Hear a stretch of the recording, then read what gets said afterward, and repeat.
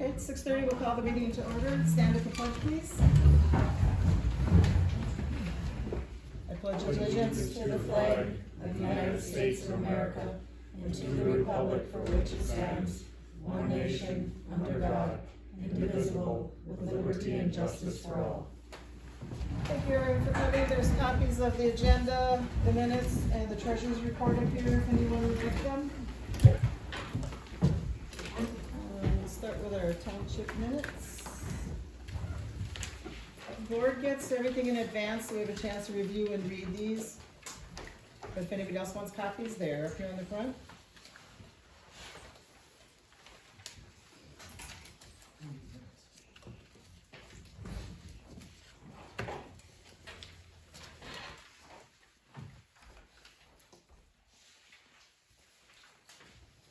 I'll make a motion to accept the minutes.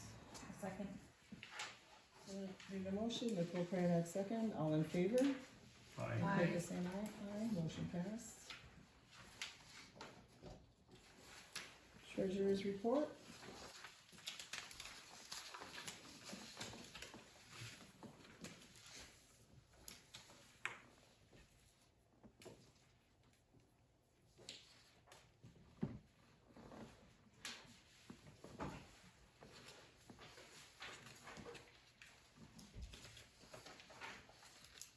I'll make a motion to accept the treasurer's report and pay the bills. Do I have a second? I'll second. John Judah made a motion, Robin Henry second, all in favor indicate by saying aye. Aye. Aye, motion passed. Petitions and communications, the only thing I have is something from UPCO that indicates all the townships what their mailing addresses, some have supervisors, nothing too entertaining there. Community reports, fire department, Al will be a little bit late, they had no call-outs. No call-outs and, Right. I did leave a couple messages for him, he works strange hours now about the bathrooms at the rec area, and we haven't resolved anything on that yet, cause we haven't had a chance to meet. But it's not urgent at this point, but we'll get that done. So that's, I think, all for the fire department. Constable report, Paul? Yeah, I did the liquor inspection at the bar, and their license expires on the 30th. And then I got one call from Steve Onsager. He bought the place on Ankle Road, one of the places, and he said he had goats licking his pickup. And what do I do is, well, I just talked to the guy on the other side of the road the day before. He should be there, so waited a while, went over there. First it was kind of funny. There's like 47 goats under his truck and licking it and licking the salt off of it. 47? Oh, wow. And I stood there with a snow shovel. Oh, no. So then I see now they put a fence up to contain it. So. Yeah. He says that's all I'm doing is chasing goats all day here. Oh boy, yeah, so that they're fenced in. They could have. He was afraid they're gonna chew the wiring or something. So. Yeah. Sure. It's kind of funny at first. Yeah. Okay, anything else, Paul, on that? No, I guess that's it. Okay, thank you, Paul. Transfer station, I haven't heard from, oh, you don't have anything, hey Jeff? I haven't heard from Hannah, so I imagine she'll bring that over. And, we're looking for a new attendee and the other stuff, but we have till April 15th on that, so we'll, I stopped them up, shut the lids the other day, and there was some garbage in there, so I'm gonna throw it in. Tuesday again, after they, thank you, Paul. They never lock them, so. Alright, so we'll guess that's all okay. Laird Rec Committee, you wanna give a report? Sure, we got a meeting coming up, and we've got a big Easter egg hunt Saturday at the playground for kids, local kids and stuff.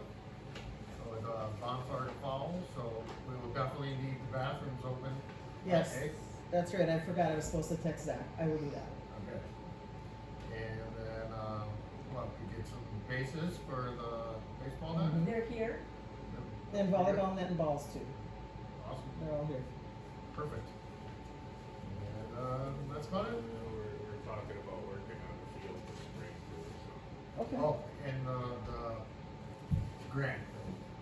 Yep, I have a little bit farther down, maybe we can Okay. just kind of recap it with that. Okay, sounds good. That's it. All right, thank you. I have had some calls about the egg hunt, so hopefully we have a good turnout. Yeah, it should be really cool.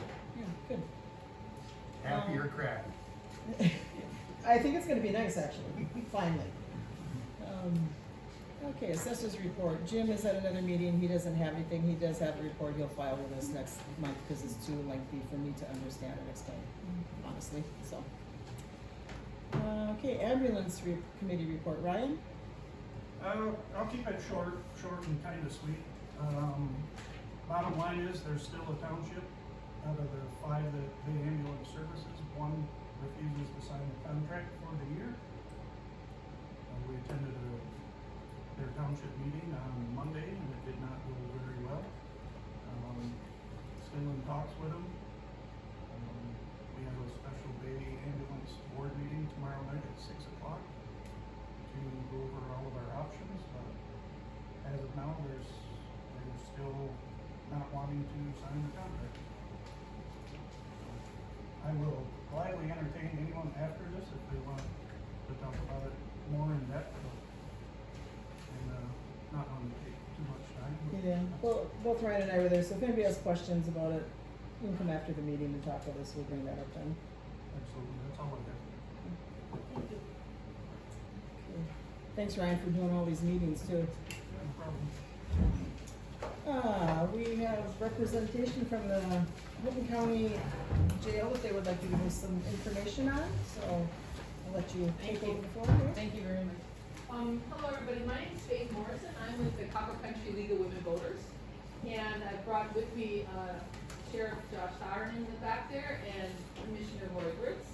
And we are here to talk to you about the discussions going on in the county board about getting a millage onto the August ballot for improving, in fact, replacing the jail. And so it's a very big, heavy lift of a project. And so I put together a formal PowerPoint to try to share around the county to people to find out what the issues are and why we find it to be essential for us to build a new jail and how the planning has gone. So I have a 1-hour presentation, which I'm not going to give today. But what I did instead, it is recorded and it's on YouTube. And if you grab this handout, there's the QR code, but you can also go on either the League of Women Voters of the Copper Country, Michigan website or the county board's website, and you can link right over to that complete presentation. What I'm going to talk about, I put into this this poster board presentation, so 16 slides, and then there's a handout that you were all given that just has some of the big takeaways so that you would have a way to share with your neighbors and have good conversations about this issue. We are coming around, we were first went to Calumet Township board meeting, and now we're actually going back to Calumet Township tomorrow with the full 1-hour presentation. They asked us to do that. If you want me to come back and give the 1-hour presentation after it's kind of bubbled around the community a bit, I will come back and give the entire presentation. We've brought a commissioner and the sheriff along to answer your questions now. And the idea is not that this is already tied with a bow and it's all been decided and we're just asking you yay or nay on the vote. It has not all been decided. So there's a very big, on the back of the trifold, there's a very big public meeting on next Tuesday, April 15th at 10 a.m. in the courthouse. They will have the online version of attendance up and running for both attending and giving comments. And the board is not even voting on that day on how exactly to proceed. We are going around trying to get interest in giving feedback in what the plan is, and so that people can give meaningful feedback to the board before they decide. In order to get onto the ballot in August, they need to decide by mid-May. So there is that level of rush, but we're doing our best to get the whole story out. And what you're gonna get this evening is like a quarter of the story, and you can ask the Commissioner Fritz and Sheriff Sauerman questions. You can ask me questions. We were in Hancock on Monday, and we got a lot of questions. We had about 45 people in Hancock. Our Houghton meeting was snowed out last week, so we didn't have a Houghton meeting, but we're really trying hard to get this out. So let me tell you a little bit about the process, and later, if you want, because this is staying here, you can take a look at this 16 slide version of my talk. But basically, I want to start with a little bit of history. In Houghton County, in 1960, our jail was shut down by federal authorities because it was insufficient and it was unusable. And we were shut down until we passed the millage. And we refused to pass the millage for like 3 tries. And that is when we finally got the 1963 jail. When they shut down the jail, they sent the prisoners that were in the jail to Baraga and Marquette County. If we get shut down, and because our jail is again completely unacceptable, if we get shut down by a lawsuit, the closest place we know of right now that will take our prisoners is closer to the Ohio border than anywhere else in Michigan, because there's no space. So if they have to empty out the Houghton County Jail, they will be taking very long trips down to other facilities, and we will be paying the entire bill. We will pay to move them there. We will pay to move them back for their court appearances. So it's going to be a very expensive operation. We will pay fines if we get shut down by the feds. So this is an urgent task for us to get the jail replaced. So that's the history of it. And we've been trying to upgrade and replace the jail for a long time. In 2000, we had a millage that failed. In 2011, we had a millage that failed. In 2018, we had a millage that failed. And now it's 2025. So this is the 4th time is the charm, hopefully, in getting a new jail. The chair of our county board, Tom Tickinen, has said that if we don't pass the millage in August, we're going to see it on the millage again in November, and we're going to see it on again until it passes, because we simply cannot not fix the jail. So going back to, okay, what's the plan? I'm not on the board. I'm in the League of Women Voters. We did a lot of educating the public for those 2011 and 2018 millages. So we got involved and we've toured the jail, and it's abominable. We've had experts from around that go around to every jail, the inspectors, and they say our jail is the worst in the state. We've had young corrections officers come to work in our jail, and their eyes are just big as saucers. They can't believe the conditions of the Houghton County Jail. So there is really a consensus that something has to be fixed. Because it's needed to be fixed for so long, a lot of things that we would normally fix if we were investing in the jail are kind of a waste of money. So when we start putting in jail-grade toilets that cost $15,000 to get and install, and we put it into a facility that we know we have to get rid of, we are wasting money, okay? So we have not been putting that kind of money, and that actually also means we have a lot of deferred maintenance. So it's just a problem that is just ongoing and has to be addressed. And so, as I said at the beginning, we're making this full effort with the full cooperation of the county board and the sheriff to try to have the voters of Houghton County come to understand what the need is, and also help us know what choices to make, because there still are choices. So as you know, whenever you make a plan of something, construction around your house or neighborhood, you always look at different options. We could build one big one, we could build it here, we could build it there, we could do this little part first and do this bigger part second. And there are aspects of all of that in this plan as well. So the thing is, though, that building a jail is a tricky thing. There are Michigan Department of Corrections standards that must be met. And although our jail currently squeaks by in its annual inspections, we're grandfathered in on making changes that bring us up to all the Michigan Department of Corrections codes. Once we start fixing the more serious things, now we're in for the whole ride. The whole ride of coming up to speed on all 15 of the categories. We are currently deficient in 14 out of the 15. So that's where the money is in the problem. There's a lot to do. I have a list on this presentation. This one is when we come up to look at it. But things like the processing area, detox, holding cells, control centers that have good line of sight with the detainees, spaces for programs for people who are addicted or who have mental health issues, a multi-purpose room with outdoor recreation. All of these things are required. One of the, there's 14 of them. One of the most major issues that drives the size of the jail that we're looking at is the classification problem. So it is part of Michigan Department of Corrections code that you don't house men and women in the same room. We can all agree with that. We don't house felons with minor offenders. We don't house juveniles in the same way whatsoever. They have to be completely out of sight and sound of other people who are detained in the jail. So there's rule after rule, and these classifications drive the space that you have to have in the jail.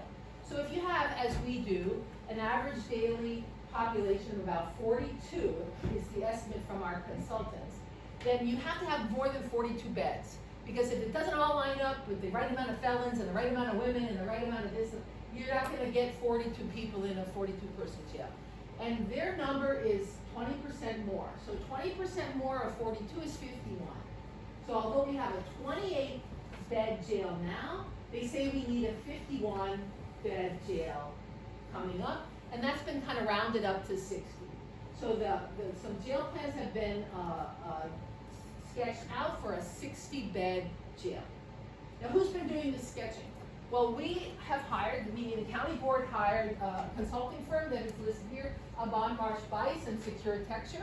They are consultants that consult on jail projects. They consulted on the Delta County Jail. They are consulting right now on the Marquette County Jail, and they have completed more than 20 UP corrections facilities. So they know the UP. They are some of them are from up here, but they're a downstate firm. And what they do is they look at the data for all these things that are on the Michigan Department of Corrections must-have list, and they know how much they cost for different sizes of jails. And so they have these data correlations that they use to tell us how big it should be, and then how much typically it has cost. And their number one takeaway is it's never going to be cheaper to do it than now. The costs only keep going up and up and up. So they have put together a 100-page document. It is on the county website for you to look at. So if you're the type of person who likes to say, let me see the whole story from the consultants, you can download it today. It's right on the county board website. I've seen it, and I created my presentations based on that and based on being on the jail task force. So the county commissioners put together a jail task force, or maybe we don't really even know what we're called, but it's got everybody who has a stake that's in the courthouse, the judges and their staff, the clerks and their staff. It has people from the community. Kevin Storrs from Copper Shores is on there. I was on there for the Legal and Voters. People from the religious community are on there as well. So the idea is, what is everybody's stake in what goes on in the jail? Bring them to the table. So we met with the consultants 3 times. The 3rd time it was the major planning meeting called the Charrette. And we had a room full of people in Franklin Township Hall, and they had sent us out a big PowerPoint, and we looked at it and got glazed over, and then came into the room and they answered our questions. We went back and forth and back and forth. And so they're sketching out plans for a jail. So because I'm not looking at my slides, I'm realizing I haven't talked about the location of the jail. Let me back up a little bit and talk about that. In 2018, we had a failed millage for a relatively inexpensive $11 million addition to the courthouse. So the idea was to put this minimally sized thing on the back of the courthouse as the jail, and it went down 51 to 49. It was slightly didn't pass. But there were, as the League of Voters, we were active in the community here, asking people, what do they think, how is it going? That was one of those plans that was put together kind of in an insider group and then brought out to the public, and the public objected. So that's why we're not doing that this year. We're encouraging the county board, and they're 100% agreeing that we should be doing this, talking to all of us, you and all of us, before things are completely sewn up. So one of the big objections were the people who lived near the current jail and the courthouse. They didn't want a big jail facility right there in downtown Houghton. The rules are that the sheriff's office must be in the county seat, so it has to be in the city of Houghton. And they looked in 2011 at putting it across the street and where the old Houghton High School was, and that didn't pass either. There was a very strong negative for it being in that core downtown Houghton area. So what happened on the county board was they identified a property up on Sharon Avenue Hill, actually in Portage Township, just outside of the city of Houghton. And they, using ARPA money, the recovery funds money, they bought a property of an Apostolic Lutheran church that was going to be empty and now is empty.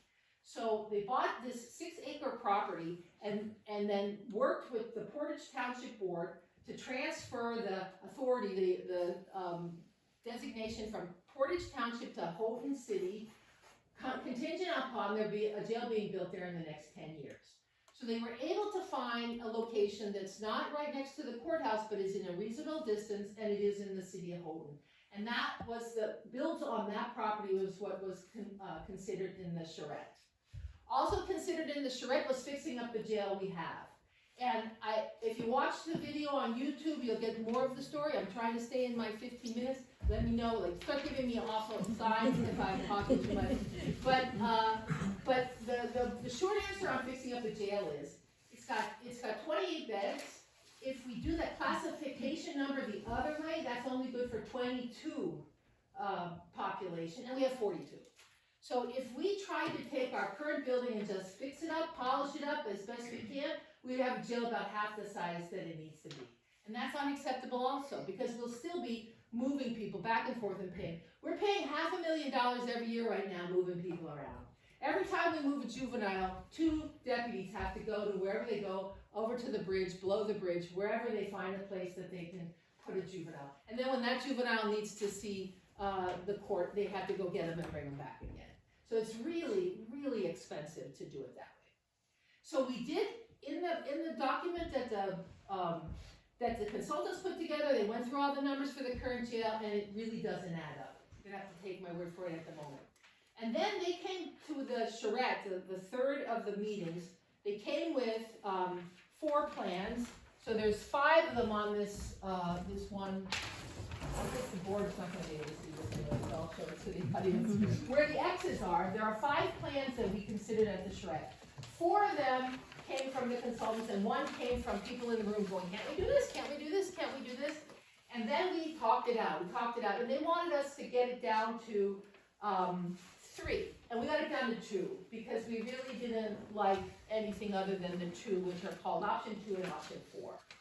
So, option 2 and option 4 are going to the county board on Tuesday, and they're going to be presented by the consultants. The consultants will be in Houghton on Tuesday at 10 a.m. from 10 to noon, and they're going to, and it's open to the public, and they're expecting a crowd. So they move the county board meeting into the courtroom. And again, input. It's a long way to Houghton County Courthouse. You can also give your input by emailing your commissioner, or emailing, I put it, I think I put on one of these pieces of paper, yeah. It says public@houghtonsheriff.com. It's on the back of one of the hands. I tried that this morning, it didn't work. I emailed the folks at the county. If it doesn't work, then what you have to do is email Roy Briggs or one of the other commissioners. But they want your feedback, absolutely. So, I've talked about let me also talk about the other issue of how big. I talked about classification.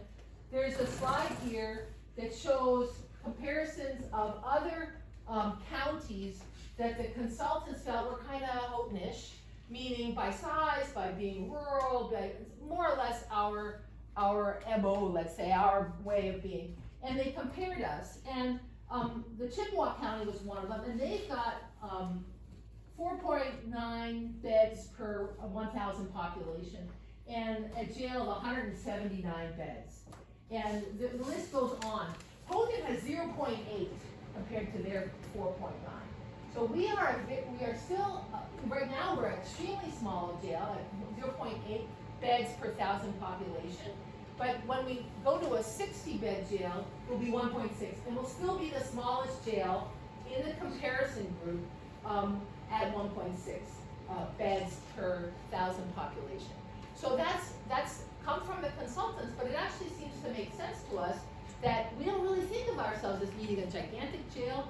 The sheriff was very clear on Monday when we talked to people in Hancock that there's absolutely no plan to be bringing in detainees from other counties, except occasionally, Sheriff, we have some obligation with Keweenaw County from time to time. We have no formal obligation, but we do help our neighbors. Yeah, so that's the only time that a non-Houghton inmate would come to our jail. So we're not, and there are other jails that rent out spaces, that is not the business that Houghton County wants to be in. So, I've made the pitch for the meeting. I've told you that you can log on and join the meeting that way. The final thing that I'll say, because I really should wrap up, is on the handout as well. It's called Opportunity Costs of Not Acting to Replace the Houghton County Jail, and I hope you'll take a look at that. Because we are being sued right now. We have been sued in the past. And whenever we're sued, we have to pay legal fees and we have to pay the outcome of the lawsuits. So we really don't want to be sued, and we really don't want to have been found in something that's really awful and will cost the county a ton of money. I have a friend who lives in Houghton County in Chassel, but has family property in North Carolina, and her taxes doubled this year because their jail had a lawsuit that they lost, and her taxes doubled. Because when you have a finding against you, you pay. There's no like, I don't wanna, you're paying. Okay, so we don't want anybody to get hurt. We don't want our corrections officers having to work in intolerable positions. We don't want people who who have detained there, many of whom are not yet convicted of anything. We don't want them to be in intolerable positions, and we don't want any public injured. We have a jail right now that is a separate building from the courthouse, and the deputies have to walk that person, and that is not called secure circulation, but in jail consultant speak, that's what you want, is secure circulation. So the absolute least we have to do is fix the circulation problem, so that people who are working in the clerk's office don't look up to their left and see somebody in shackles going by. That's not a safe way to have the public interacting with the staff. So prices have been rising, we expect them to keep rising, now is the cheapest time. The ongoing transport of inmates and juveniles is $500,000 a year. That is not a small amount of money. We lose 2 deputies from active work in Houghton County if they're in a car driving the juvenile downstate. That's a long trip. Although we have 28 beds, and I said we have an average daily population that we think is 42. The reason why there's a gap there is because when we get to 28, the sheriff has to talk to the judges and say, I got a problem, and they find somebody in the jail who's the least troublesome person in the jail, and they let them out. Okay? And so they are letting out people who've gone through the whole judicial process, they've been appropriately sentenced to serve their time, and they're getting out early because we don't have space for them. And the judge was like, I don't want that. When I'm doing my job, I want my orders carried out. Trained officers will come here and not stay, very likely because the conditions for working here are not what they should be, and passing our inspections are harder and harder as things become less and less tolerable. So I have a line in red that's on the sheet that I'll make my final line. The jail could be forced to close. The county would pick up all costs, including legal fees, transportation, and housing of prisoners. We would lose decision-making. It would go to the authority that shut us down, and we would still need to build the jail. So since we know we need to build the jail, let's build the jail. So that's my presentation. Now, the sheriff and Commissioner Briggs are here to answer your questions, so if you have some, please take advantage of them being here. Mr. Kupis, I have one, I don't know, you probably don't have the answer for this yet, but is there any idea of what a proposed millage might look like? Village? Yeah, what are they looking for, We're in the right? ballpark of 1.75, ballpark. So it would be bonded out, so that's why it doesn't have to, it just has to cover the loan, not the instantaneous value of the jail. Right now, in fact, the finance committee, myself, Commissioner Anderson, and the county administrative team, our treasurer, our equalization officer, and our operations manager and our county administrator, we met today for the first time, and we're discussing how to do the financing of it, and, you know, the term of it, the bonding agent, the attorneys that we have to get. We're just starting to get that stuff up and running, so we can have a good number for you, but we're in the ballpark of 175. What are they looking at for a total cost? Anywhere from 26 to 40 million. Yeah, it's on the back of. Oh, I'm it's on- sorry. It's okay. It's on the back of the trifold. But I will say that, if you look at this really colorful, table in the one-page handout, this is kind of the mix and match of how much this stuff costs. And I have it in the form of an Excel spreadsheet, which you can get right there at that URL, League of Women Voters CopperCountryMI.org, LWVCCMI.org. And we need to pick between the two remaining options, option 2 and 4, and those are 26 million and 34 million base case. And you can read a short description there in blue, but a longer description elsewhere. And then there's this, what I described as, in any kind of project, you might say, well, once we're doing it, why don't we do this as well, or let's try it this way. And those are the green options. So we can move everything that's in the courthouse up to the new location. It will fit. That's a $17 million addition on top of the 26 or the 20 or the 34. The second one is to just move the courtrooms and the judges' staff and leave the clerk's operation in the courthouse. That's $14.4 million.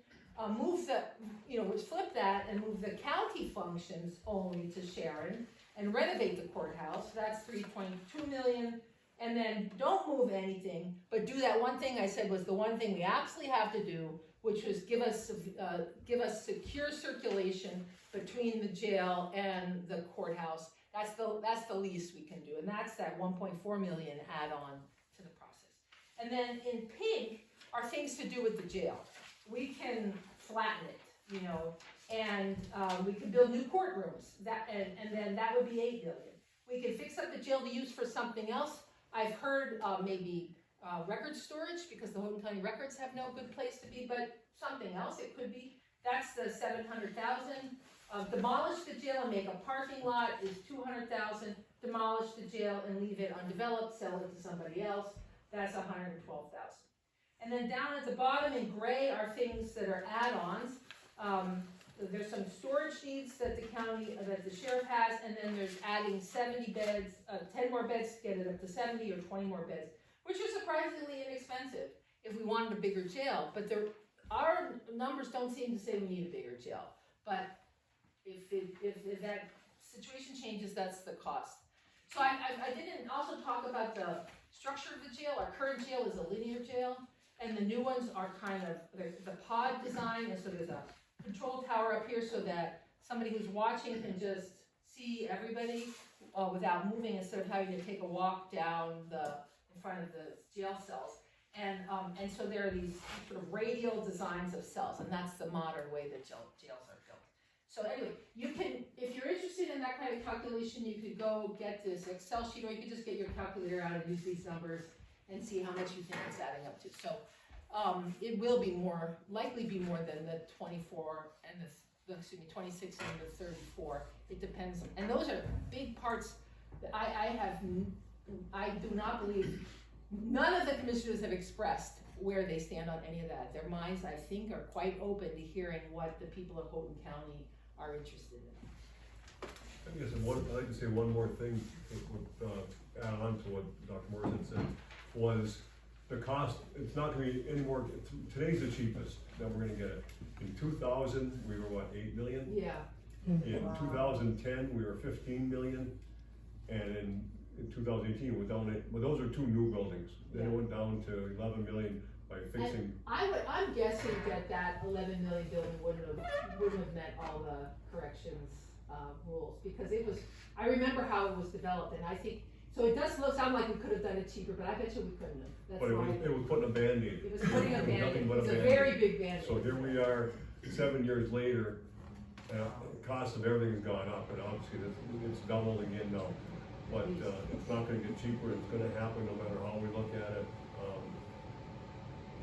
as a commissioner, your commissioner, I'm more than happy to talk to anybody anytime. Email me, I'm on the website, my phone number's on the website. I'm happy to talk to anybody anytime to explain things to what we're doing. So more questions, anybody has some questions for the sheriff? Yeah, option number 4 in blue there, I'm assuming that is inferring a 60-bed facility? They're both 60-bed facilities. Okay. Now, I understand why you arrived at the number 60. 51 is a 20% cushion and you added 9 to it. Yeah. But is that cushion based on the ebb and flow of current year needs, or is that take into account population growth in our community over the next 20 or 30 years? Yes to both. Okay. So in the consultants' reports, they have, and they were also very careful about COVID. Because during the COVID period, they presumed that wasn't gonna be typical, you know, how many people were in the jail. And those are in the report that's on the website, and, they have just this very slight growth in the population of the county that they took into account, and they're using they not only have these correlations because they've done so many projects, they've seen how they turn out at the end of the day.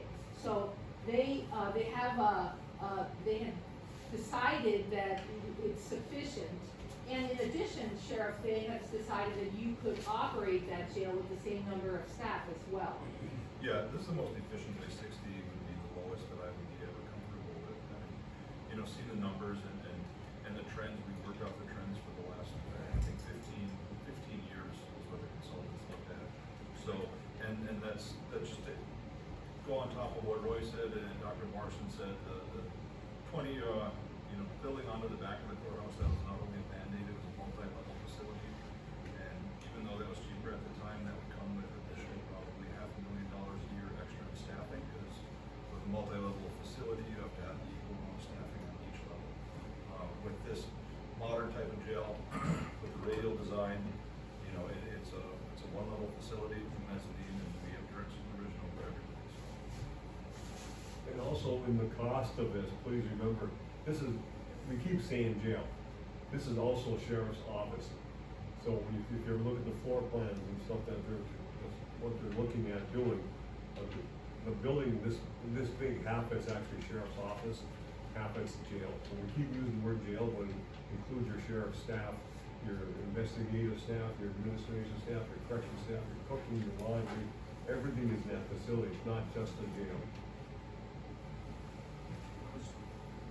It sounds like what you're saying is that if you go with the more modern design, modular, that it's gonna cost more upfront probably than just renovating this right there.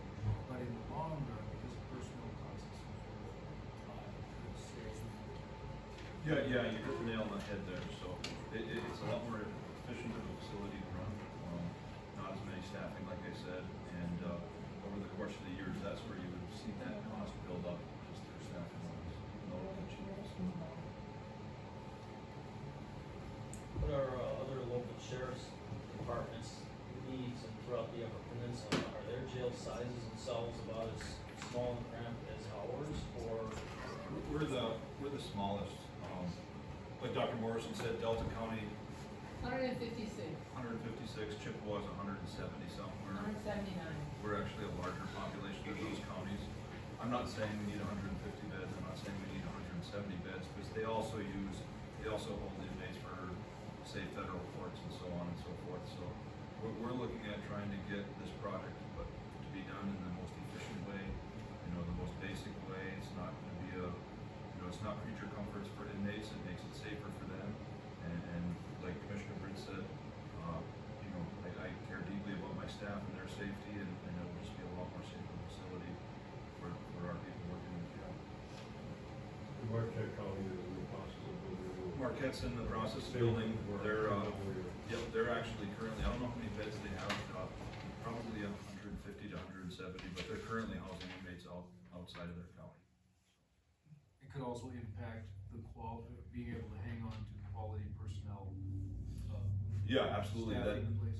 Yep, absolutely. That Move on just historically, when I was a sergeant and a supervisor at our facility, we had we had a real bad run one summer of over 45 inmates for the summer with several suicide attempts, and we had a few people just decide they're gonna retire, they weren't gonna do it any longer, so those are challenges we face as well.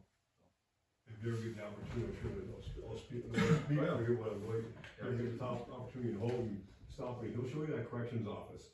Yep. You'll see where someone has to work a 12-hour shift with inmates and the size of it, I mean, it's smaller than this little corner here.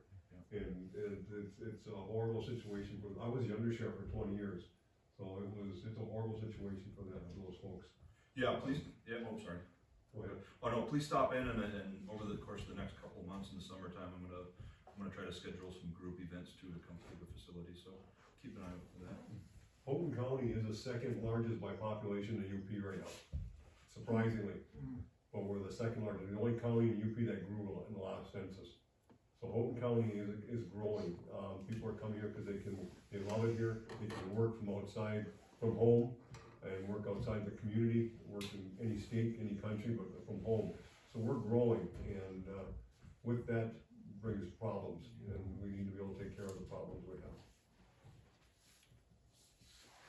Good question. Okay, I'm gonna make this the last one just because I don't want the board to be too mad at us. No, let them answer. No, this has been very You're okay. okay? Yeah. You take your time. All right, thank you. I Go just ahead. have a couple of questions on, the square footage of that proposed building. Do you know offhand what it would be? So I don't think we have the calculations of square footage. We're basing it on beds right now, 60 to 80 beds. Okay. So square footage wise of a building that we're proposing, essentially it's just a block building, right? And the biggest expense, that's the hard part to put a price on, and I'm not an architect or an engineer, so I don't know how they come up with these numbers necessarily, but the big expenses are in the operating costs of the inside the facility, the IT, the security, being up to date on everything, and those are the larger costs other than just the building itself. Sure. But the square footage is, for the cell block area, dictated by the state rules on how many square feet per inmate. Yep. They get X amount of square feet per person. I see now. The consultant's report that's online, does have square footages. Okay. Again, they're using correlations that let them go roughly, this is their rule of thumb stuff. And they've got them there, so if you wanna see actual square footages, you can look there.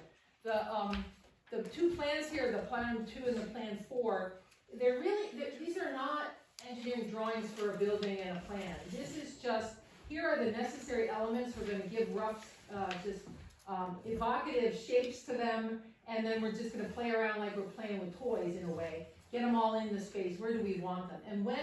And then because they have all this institutional knowledge of how these tend to scale and tend to cost, they've given us prices. When the county board makes a decision, it's gotta go to out for bid, and various firms will be very specific, and then they will have a better idea. But when you get a chance, come and look at the pictures, and again, you'll see it's very rough. It's just literally like we're doing a little Jenga game here, and we're just putting the pieces down. But it shows how the different designs take up the space on the lot. The option 2 lot puts all the stuff in the middle of the 6-acre lot, and the option 4 tends it to the south, to one side, which is more, it's more useful for getting things where they really should be by operational driven decisions. And the one in the middle, kind of that building, you're using more of the existing church building, saves you some money, but it drives everything else. So you can't necessarily put some of the pieces exactly where you want because they don't right fit there because there's a building there. So that's one of the main differences between the 26 million and the 34 million. Yeah, and looking at that $34 million one, so Delta County, they built their jail for about $17.3 million in 2018. Right. At 156 beds, that's about $150,000 a bed in today's prices. So then if we took 60 beds and divided that by by this 33 million, which I understand there's a demo in it as well, and you're looking at like $650,000 per bed, but I understand that it includes offices as well. Do we know, did Delta County move their offices in there, or is that strictly a jail facility? No, the whole sheriff's office operation is in one contained facility. We had that question on our Monday, almost the exact same question at our Monday night forum, And I sent it to the consultants today, Yeah. and I may have the answer in my pocket, but it wasn't there at the start of the meeting. Sure. But, I mean, you do, one does understand that there's economies of scale for starters. A 60-person jail has all that overhead of the sheriff's offices that doesn't scale. And then the add-ons for adding, okay, more beds is just minor compared to, so that's one. Second, construction, costs are up, and so doubling won't surprise anybody. But it is a little bit more than that. So it's unclear to me also that, but we are gonna get that answer, and it can be asked again if we forget to tell you what the answer is, it can be asked on Tuesday, because the consultants will be right there. But that's totally, now that you've asked it again, it's totally on our list to get their answer to that. Like, why is this number so much bigger? Can you help us understand that? Like, for instance, Yeah. things you've hypothesized, like some pieces didn't have to be built or something. Yeah, I mean, if you looked at, 37% increase in construction costs on average across the nation, that's still at, 150,000 a bed versus in 2018, I think Delta County built theirs for like 123,000 a bed or something like that. So it just seems really high that, Good question. yeah. Yeah. We'll get Yeah, that answer. We're looking for that answer. You gotta keep in mind too that the Delta County, this was the same company that, built Delta County, so they'll should be able to answer that, how they're using, how they're Right. getting that number. That's why I was curious about, they helped Delta County when they know the numbers. They know the They're- numbers. Yeah. Yep. Hopefully they'll answer us in a minute.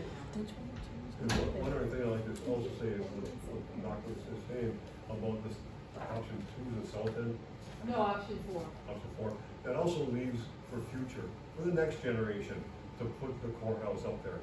If they ever choose to do it, the 6.2 acres, I believe total, allows moving that to the south end, leaves enough area for future courthouse, tying everything back together outside of downtown Houghton and up on the hill. Like Commissioner Ticken and Chairman Ticken said, after the flood, we realized being on top of the hill is a smart thing. Thought, for an extra $2.5 million, what if hypothetically they went with an 80-bed facility, they had excess capacity, couldn't that be turned into a revenue stream for all of the other local counties that have an excess, and they would be paying us to house some of their inmates? It could do that. I'm kind of against the idea of bringing people in, unless we absolutely need to, but something to chew on, I guess, is just working off of what you just said. The $2.5 million right now, and it's not my opinion one way or the other, but $2.5 million now, or if in 10 years we have to decide that we need to build an addition on, and that's gonna be 20 million at that time, then that's maybe just something to chew on as well. And we did housing from outside in the past, so under my tenure as under sheriff, we housed Bear County inmates in tribal, and it was a headache. It was because the logistics of it, they paid for everything. Sure, we made some money, but housing inmates from outside, you have no real control over them because physical control, because they're sentenced from another area and under a different sheriff. And all of a sudden you're guaranteeing these beds to Bear County, say, and now you need it for yourself. Now you gotta start working magic to get that, find the beds for your people, get those people out of there. It's really, in my opinion, it's better to build for what we need and plan for tomorrow, in my opinion. And this flexibility that the sheriff talks about also applies to additional jail space, so, or maybe it was Commissioner Britt said that, especially that option 4 with everything cut to the south, is a nice place for the extra, jail cells if we do end up needing that, but they will be more expensive. Talking to the public, there's not a lot, the other times I've talking to the public now, but other times we talk to the public, there's not been a lot of enthusiasm for, bringing in prisoners from other counties.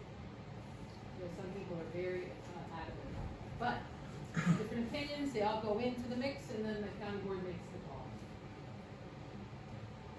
And nobody wants to take our inmates. So, it's just a hard thing to do. Deal with other people's problems is hard.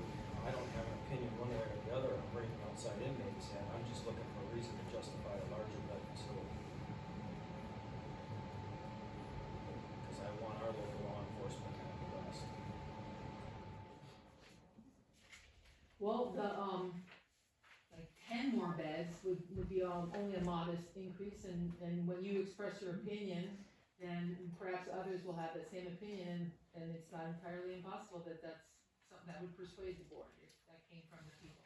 I look at that 2.5 million for 20 extra beds and I'm astounded because to me that seems dirt cheap. But that's a layman's perspective too. I'm not a professional in civil engineering, you know? I mean, all of us who are laymen in terms of building jails, I think we nevertheless can ask good questions about our jail. So please ask any questions, there are no wrong questions, because if you think of it, there are probably 10 other people who do too. So you're speaking for some other people as well. So let's get those opinions out there. Make them justify it back. You have your argument, ask them to explain how they react to that and what their reasoning is for reacting to that. That is their obligation to do that. So that's what next Tuesday's all about. Yeah, the other thing that troubles me too is, and you've already touched on it earlier, is that when we have to bring our inmates out of the area, and now we're looking potentially as far as the Ohio border, you said? Yep. It's more than just the financial cost of doing that. You touched on the fact you gotta have 2 deputies with a police cruiser that's now gone 2.5 days. That's correct. And they're no longer in the capacity to serve our local needs. And Houghton County is huge enough as it is, and even though we're really rural and really low population, you know, when Josh gets a call, he's gotta send somebody all the way down to Kenton. That's an hour and 15-minute drive almost one way, isn't it? Yep. And now you start having a scenario where we have to ship our inmates further out, and we've now taken 2 or 3 of our deputies, whether they're on duty or off duty, they're still out of the area. That's right. It just puts an even bigger strain on our own local law enforcement needs. Absolutely the case. And you're experiencing it now, it was just invisible to you. Sheriff, I think you had some people just come back from a trip. Yeah, Monday we had to go down to pick up a juvenile from Bay City that's been there. So luckily we didn't have to return them down there, but the furthest we've had to bring juveniles is into Peoria, Illinois, has been the furthest within the last year. And just think about it also that our prisoners are going downstate and mixing with another population of people and learning new tricks. And then coming back to Houghton County. That's nobody's idea of a good thing either. So. Roy, have we looked at a possible other way to fund the jail? To fund it? Besides the millage or besides, 1.75? One of the commissioners, Commissioner Karen, has presented last night at our board meeting about liquidating some of the county assets. And that's a conversation we're gonna have. Okay. So yeah, we are trying to find ways of doing that, but there's a lot of ties to those things also. Right, That muddy the water up. For sure, yeah. Yeah, because the state law says that Houghton County must have a jail, but they don't have to have a transfer station. They don't have to, there's other requirements that they don't have to do that Houghton County is currently doing. I just didn't know if there was any conversation about looking for other ways to even, lessen some of the burden on the No, taxpayer. we absolutely, and even if it passes at 1.75 mils, we, and down the road, we can decide to sell something, we would pay the bond down. Sure, okay. We are absolutely looking at those questions. Thank you for asking that. We are looking at it. It is part of the conversation that we're having within the county board. But there's a lot of things that go, it's not just sell the building and use the money. There's a lot of, we got employees, we got retirement systems that deal with. There's a lot of stuff that the county would have to pick up. Absolutely. Expense-wise, Yep. to get rid of those things. Awesome, okay. The county was fortunate to be able to purchase the property with funds other than tax funds as well, Right. the ARPA funds. Yeah, our administrator right now is looking at any county property that we have that we could, vacant land that we could possibly sell. But, what she told me quickly today was a lot of it is landlocked, so we'd have to try to find someone interested in buying. But we're looking at, the county has property that we might be able to sell off to help with this.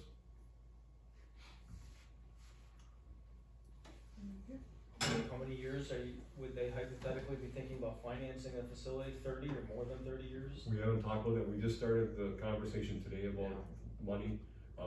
We're gonna see what the finance people say, the bonding companies, and then project how far out it would have to go but I'm just guessing, I'm not a finance person, I'm a shovel guy, so I would guess we're probably a 20 to 30 year range. There are some numbers in the consultant's report, and there were some 30 and 40 year numbers in there that I I didn't understand them myself, so I don't know exactly what they were basing that on, because we really don't even know how much we're spending yet.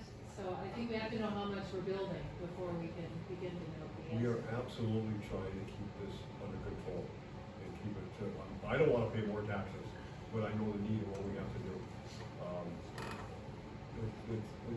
We're trying to do the best we can. A 60-bed jail is the minimum size, in my opinion, that we can go with. And that's a lot less than we looked at in 2010. I think we're close to 100-bed jail back then. Well, actually the trend lines were pretty alarming, like right at that moment. And so it was hard to know whether they were gonna do this or whether they were gonna do something. And then COVID happened and they did this. So, And the rules changed in the sentencing guidelines is changed by the state.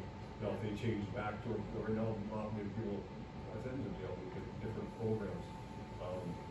If it changes again, maybe it'll spike again, and it's all run by the legislature, we're able to control that. But, we're absolutely trying to keep this under control.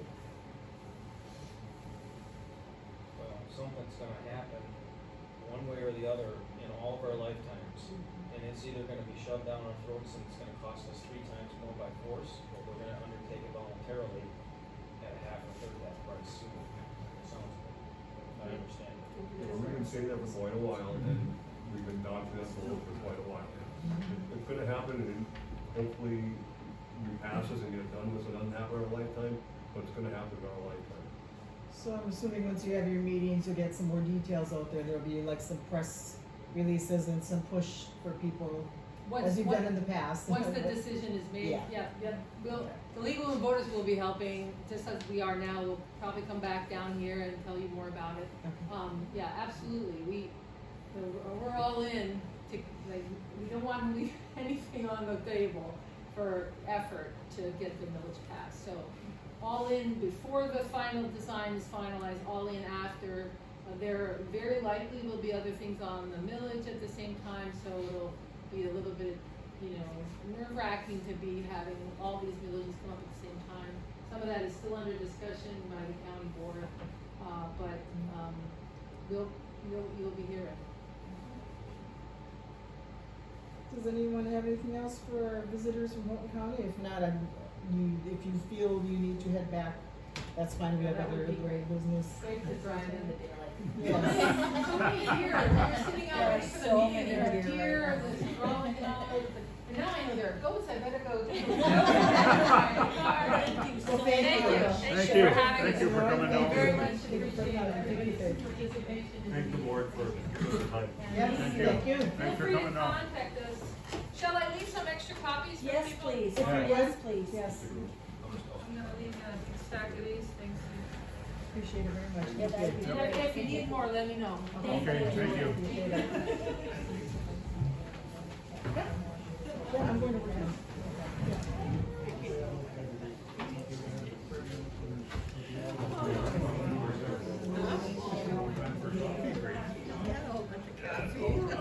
Okay, we'll move this along with public comment. Anyone have anything tonight for the board? Yep, see you tomorrow. Yeah, I don't think so either. I'll give it just a minute. Saw that coming. See you later. Thank you. Thank you. Thank you, thank you. You should show them Does anyone have public comment? We'll move along with our meeting. Public comment tonight? None? Okay. Old business, Copper Shores grant update. Jeff referred to it a bit earlier. We still have 2 people, I think. Maybe 3. Our deadline is gonna be April 15th. We're gonna get those numbers to them and hopefully they'll determine from there then how much money they're gonna give, the aspects of the job that'll be done depending on what they do. So, there was a couple that reached out to me this week, so we have meetings set up, I believe on Friday. And then we're gonna just try to get those numbers to Copper Shores. They can look at them, they'll come back and say, okay, you're gonna give you X amount of dollars. If the township has this much or whatever, we don't know that yet. So that's why we're trying to get this deadline. We probably should have had it March 1st or something, but that's how it went. So we're working on that stuff. So just so you know, and that is next Tuesday. So we'll have that all forwarded, because anybody who does it after that, I don't know. Okay, Robin heard that dust control, we should have prices for that next week or week after, Yep, was so it? bids are due to Houghton County by Monday. Okay. So he said if we call, probably in 2 weeks, they will have Okay, them all. so we should have numbers then to see if it's what we put in our budget. Okay, new business is mowing bids. We got 3, I had a couple calls, but I don't have them. So at a request, we will go ahead and not say the names, we'll just give the dollar amounts on the bids, and then we can say when we award. This is for $25 per mowing, weed eating, and initial cleanup at the Laird Town Hall. Is that Hall and Museum or just Hall? Hall and museum is the same, right here, it's a separate. Why not say that? $25 at the, That's weird. yeah, we will when we decide who's getting it, okay.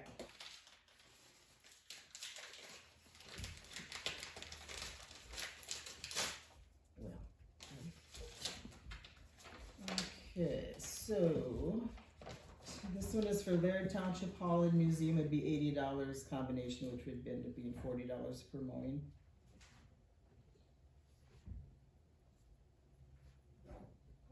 Okay, Alston Cemetery, $160. Nisla Cemetery, $160. Laird Township Ballfield and Rec Area, $185.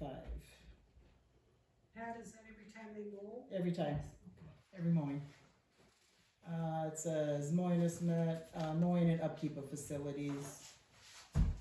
And it is weekly during growing months, bi-weekly during late season, and spring cleaning is done on site. Oh, this isn't us. It's for somebody else, but that's all right. It's for America Garden Memorial, so I'll just get that one back to them. Okay, and this one is, oopsie. Nisla Cemetery Weekly, $220. Town Hall Weekly, he doesn't have, he just has the hall is $45. He doesn't have anything on the museum on there. Alston Ballfield Fire Hall is $180 weekly. Alston Cemetery $180 weekly. Is it really necessary to have it weekly? Well, I know per it- mowing actually is what we told them that we'll, you know, it's As usually we weekly in the beginning. negotiated. And Yeah, if we award, yeah, we'll tell them that, cause after a while, as you know, Yeah, it you don't doesn't have have to to be do that. done weekly, right? Once we get tons It'd of be rain. per mowing, so that's at 220, 45, 180, and 180. And it only has the hall on this one. And that should be made clear to the bid Yes. winner. Absolutely. Okay. That is, I gotta look at Are that they one gonna again. mow this a We'll lot, pass the those complete back up. thing this year, Yeah, I had discussed with everybody that when it's dry, mow it back, yeah, that's, I'm sorry. or? Sorry. Yeah. Yeah, this one Yeah. I'll just return back to him.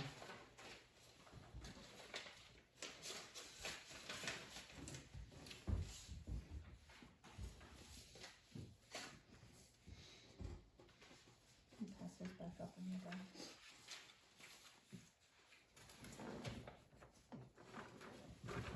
Alright, so let me get this up. Well, I'll make the motion to accept the $25 per mowing for the Hall and Museum. Support. You can say the name if you want to now. Terry Spencer. I'll abstain. So Robin made the motion, Sarah. Sarah Hilton second, Pat will abstain, all in favor, Aye. motion passed.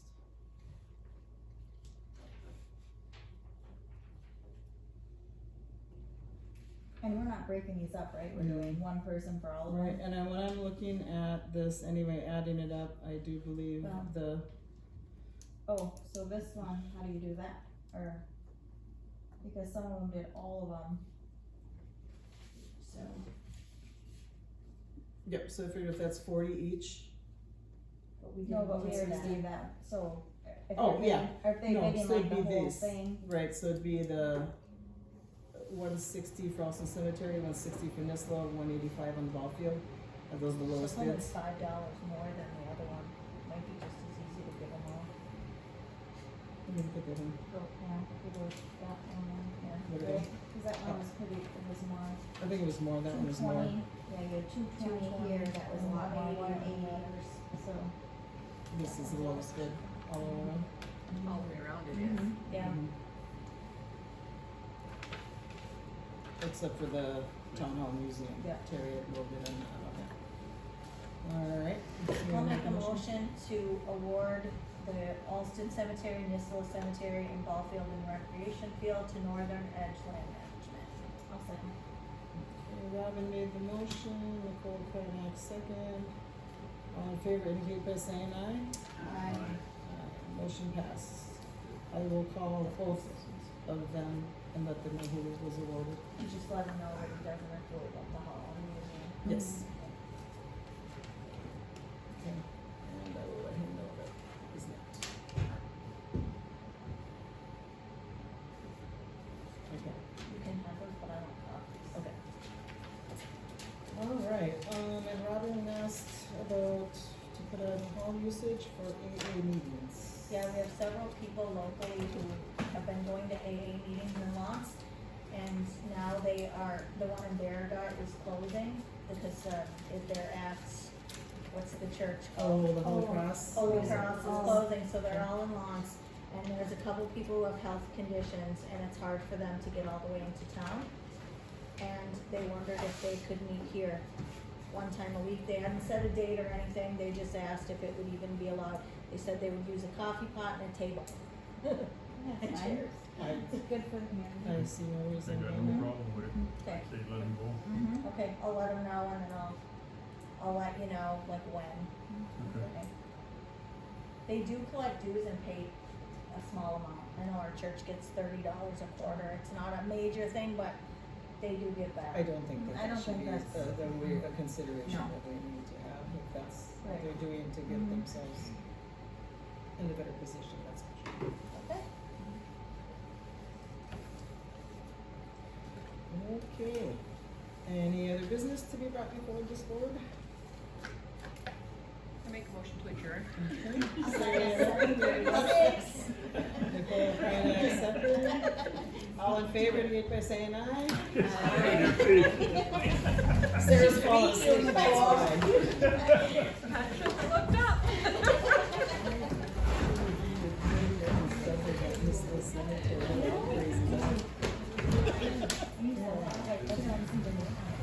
It's coming again. But I couldn't splitting them up for No, I mean, they're coming out here to do it. I'm just gonna be tired. I gotta go get Peyton's money. I'm kinda tired. Going to the Highland? So the, I think the people that I'll trim that.